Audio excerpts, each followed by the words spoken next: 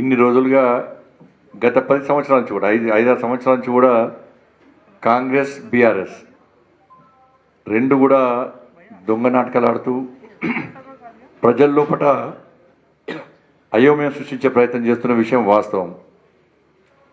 ఎన్నికలు వస్తున్నాయంటే BRS BJP ఒకటి అని, ఇటు బీఆర్ఎస్ వాళ్ళు ఆ కాంగ్రెస్లో కూడా తప్పుడు ప్రచారాలు చేసే ప్రయత్నం చేస్తున్నారు.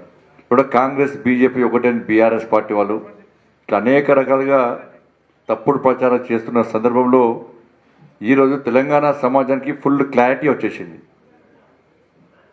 బీఆర్ఎస్ కాంగ్రెస్లో విలీనం కాబోతుందన్న విషయం ఈ రోజుతో పూర్తిగా స్పష్టత వచ్చేసింది. ఇది వాస్తవ రూపం దాల్చబోతున్నది కూడా.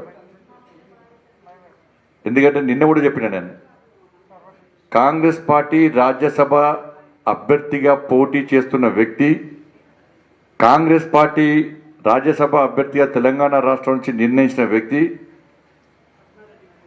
కేసీఆర్ ముద్దుల కూతురైనటువంటి కవిత గారిని వారి యొక్క బెయిల్ కోసము తీవ్ర ప్రయత్నాలు చేసినటువంటి వ్యక్తి. సరే, అడ్వకేట్ కదా చేయొచ్చు అంటే ఇది ప్రత్యేకమైన కేసు. కాంగ్రెస్ పార్టీ మొదటి కూడా విమర్శిస్తున్నారు భారతీయ జనతా పార్టీని. కాబట్టి కవిత గారి బెయిల్ కోసం విశ్వ ప్రయత్నం చేసి ఆర్గ్యుమెంట్ చేసినటువంటి కింది కోర్టులో వాదనలు వినిపించిన వ్యక్తికి ఇలా కాంగ్రెస్ పార్టీ కవిత గారికి తరపున వాదనలు వినిపించినందుకే ఈరోజు రాజ్యసభ అభ్యర్థిగా కేసీఆర్ గారి యొక్క ఆదేశాల మేరకు, కేసీఆర్ యొక్క సూచనల మేరకు ఈరోజు వారిని ప్రకటించడం జరిగింది. ఇది వాస్తవం.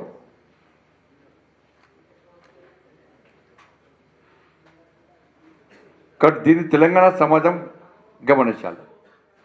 ఈరోజు నామినేషన్ చివరి రోజు. ఈరోజు బీఆర్ఎస్ పార్టీ ఎందుకు నామినేషన్ దాఖలు చేయలేదు?